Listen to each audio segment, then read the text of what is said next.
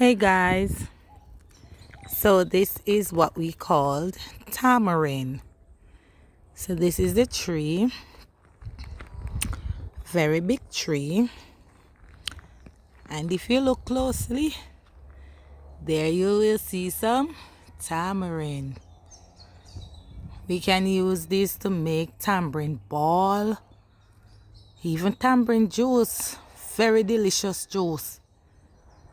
Yes, and you can find this tree right here in Jamaica. And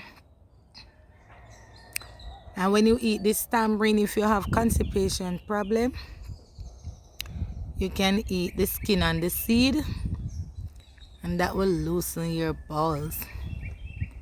Look at it, guys. Lovely tree. Lovely fruit. I would drink some of the juice right now. So get your tamarind today.